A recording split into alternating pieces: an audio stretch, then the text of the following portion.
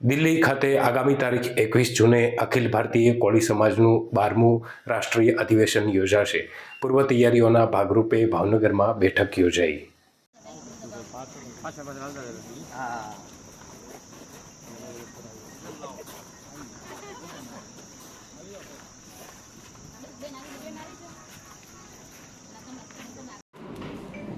જ્યારે આવતી 21 તારીખે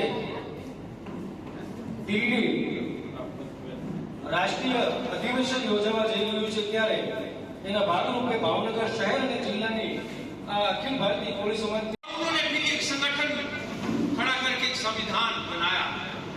तो ये संगठन तब से लेकर निरंतर जो है वो आगे की तरफ बढ़ा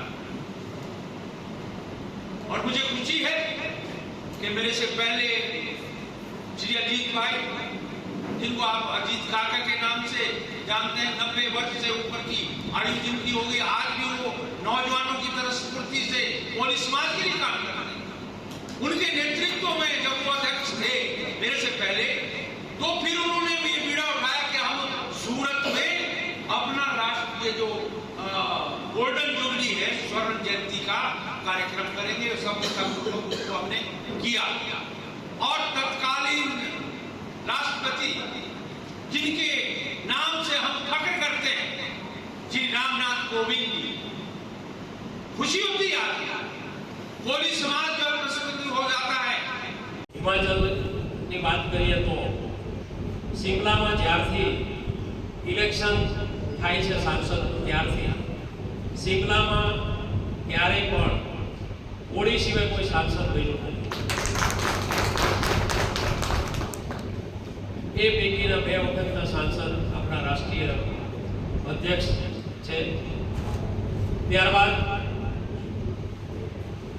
अपना राष्ट्रीय कार्यकारी अध्यक्ष मनुभाई चावड़ा के जेओने आप सब जाणीए छीए शैक्षणिक अंदर अपना समाजनी अंदर सौथी वधारे एमनुं योगदान रह्युं छे अने आजे पण सूरत, बोरीगड़ा होय, सनेस होय के अमरेली होय, दरेक जग्याए एमना शैक्षणिक संकुलो आवेला छे अने तेओ पण विविध होद्दाओ पर आ संगठननी अंदर તેમણે તેમની ફરજ બજાવેલી છે। મહામંત્રી તરીકે, ઉપપ્રમુખ તરીકે, મંત્રી તરીકે એમની શરૂઆત એમણે કારોબારી સભ્યથી કરેલી અને આજે કાર્યકારી અધ્યક્ષ તરીકે તેઓ પોતાની ફરજ બજાવી રહ્યા છે। એવા જ આપણા પૂર્વ લોકલાડીલા સાંસદ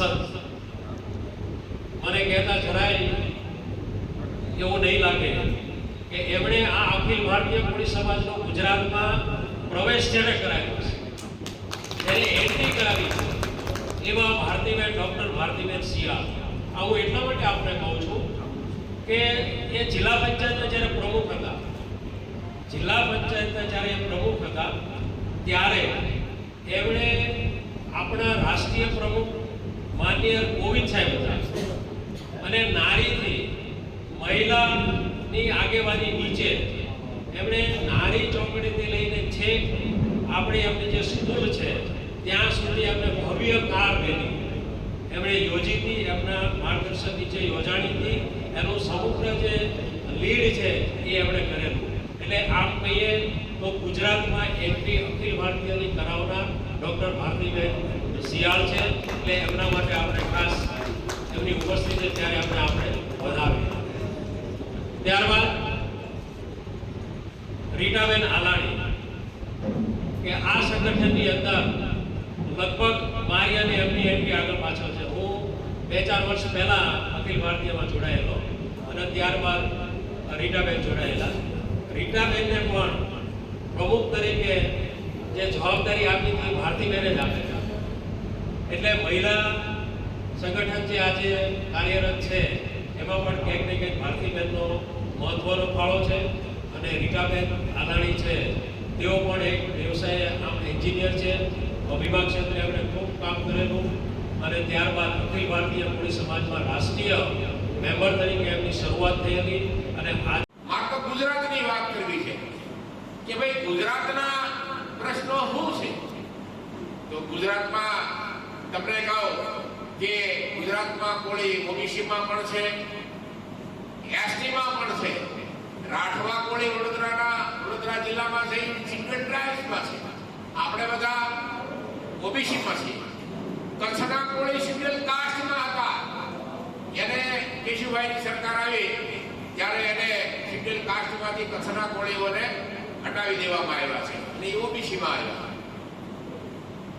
આજે ગુજરાતમાં 27% અનામત છે. આપણે બધા વાત કરીએ છીએ કે ભાઈ 27% કોળીઓને અનામત આપ દેશના ખૂણે ખૂણે લઈ જવાનો પ્રયત્ન થયો છે અને આખા દેશમાં 25 કરોડ કોળી છે. 25 કરોડ. અમુક રાજ્યોમાં કોળી એસસીમાં આવે, અમુક રાજ્યોમાં એસટીમાં આવે, અમુક રાજ્યોમાં ઓબીસીમાં આવે, અમુક રાજ્યોમાં જનરલમાં પણ આવે. એટલે કોળી સમાજની આવડી મોટી વસ્તી દેશની વાત કરીએ તો દુનિયામાં પણ કોળી, દુનિયાના ખૂણે ખૂણે કોળી. 1997માં અમૃતભાઈ કોળીએ ઇન્ટરનેશનલ કોળી સમાજનું અધિવેશન નવસારીમાં 3 દિવસ માટે બોલાવેલું. આખી દુનિયાના ખૂણે ખૂણે આપણી વચ્ચે આવ્યા છે. દિલ્હીમાં 12મું અધિવેશન છે. 70 વર્ષ થયા એવા 11 સંમેલનો બોલાવ્યા અને આ 12મું અધિવેશન દિલ્હીના તાલકટોરા સ્ટેડિયમમાં 21 જૂને બોલાવવામાં આવ્યું છે. અને બોલાવવાનો હેતુ કે આટલા વર્ષોથી આપણે આખા દેશના કોળીઓને ન્યાય માટે, એના હક અને અધિકાર માટે અને સમાજને સંગઠિત કરવા માટે પ્રયત્નો કરી રહ્યા છીએ. તો આજે પણ આપણા ઘણા બધા પ્રશ્નો છે. મહારાષ્ટ્ર હોય, ઉત્તર પ્રદેશ હોય, હરિયાણા હોય, હિમાચલ, પણ એની શરૂઆત 70 વર્ષ પહેલા થઈ. એવા દિલ્હીમાં કોળી ભવન બન્યું. 50% ફાળો આપણા ગુજરાતનો છે. 50% દિલ્હીમાં હોય કે ગમે ત્યાં હોય, સૌથી વધારે ફાળો ગુજરાત એ લીડ કરે છે. બધી જગ્યાએ ગુજરાત લીડ કરે છે. ગાંધીનગરમાં પણ લીડ કરે છે. એટલે આ અધિવેશનમાં પણ ગુજરાત લીડ કરશે. ફાળામાં હોય, સંમેલનમાં હોય, મીટિંગમાં હોય, માણસોમાં હોય, એ અધિવેશન में ये हम किशोरभाई और भारतीबेन रीटाबेन साहब जिम्मेदारी लेते हैं कि जो फंड में भी हम लीड करेंगे, गुजरात लीड करेंगे. अभी तक गुजरात लीड करके आए हैं पूरे देश में और भवन बनाने में भी लीड किया है. गांधीनगर में भवन बनाने में भी भावनगर का सबसे ज्यादा फंड है. तो ज्यादा बात तो हमारे कश्यप साहब करेंगे और पहली बार कश्यप साहब भावनगर आए. हम सब आपकी ओर से उनका स्वागत करते हैं और अपनी स्वर्ण जयंती मनाई, गोल्डन जुबली. यानी we have completed 50 years of age. Age means स्थापना के 50 वर्ष पूर्ण हो गए 2022 में.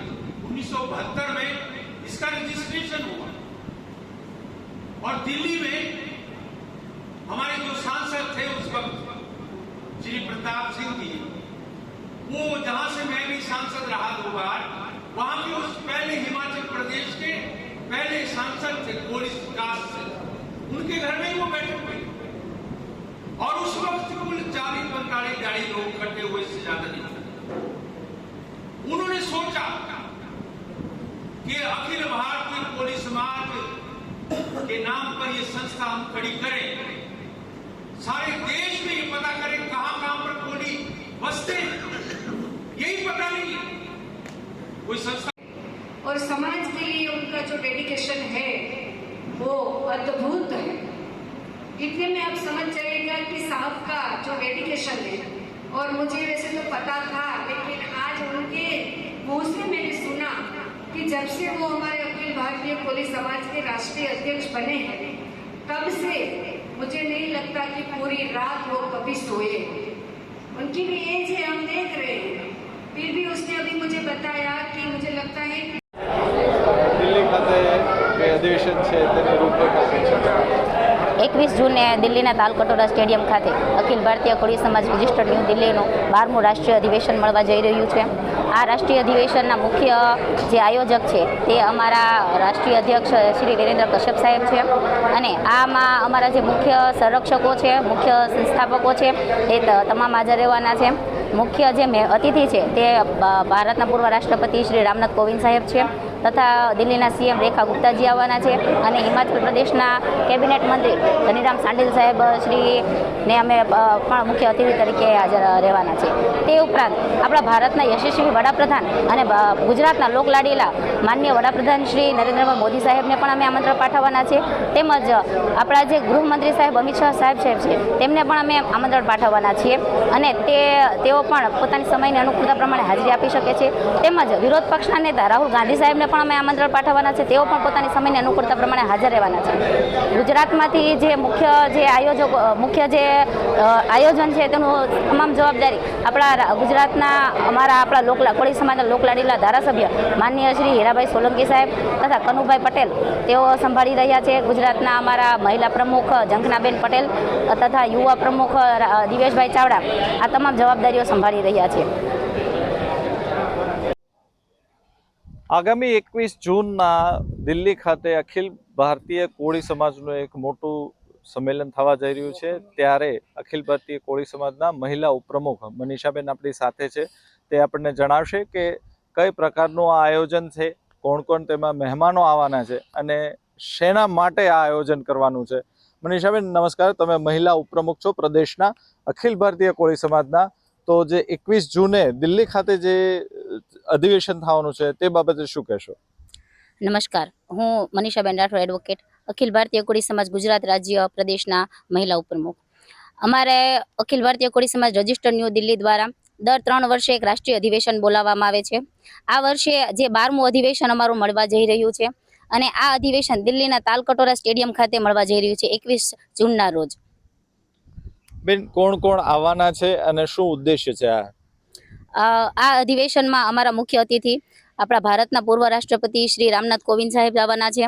દિલ્હીના મુખ્યમંત્રી શ્રી રેખા ગુપ્તાજી આવવાના છે તથા હિમાચલ પ્રદેશના પૂર્વ સાંસદ કર્નલ ડોક્ટર ધનીરામ સાંડિલ આવવાના છે.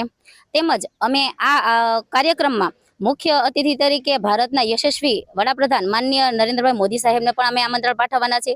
તેમજ ભારતના ગૃહમંત્રી સાહેબ શ્રી અમિતભાઈ સાહેબશ્રીને પણ અમે આમંત્રણ પાઠવવાના છે. તેમજ ભારતના વિરોધ પક્ષના કોંગ્રેસના નેતા રાહુલ ગાંધીજીને પણ આમંત્રણ પાઠવવાના છે. તેઓ પણ પોતાની સમયની અનુકૂળતા પ્રમાણે હાજર રહે તેવી શક્યતા છે. જે 21 જૂનના દિલ્હી ખાતે જે તાલકટોરા સ્ટેડિયમમાં અધિવેશન થવાનું છે તેની સંપૂર્ણ માહિતી મહિલા ઉપપ્રમુખ જે પ્રદેશના છે મનીષાબેન તેઓએ આપણે આપી હતી.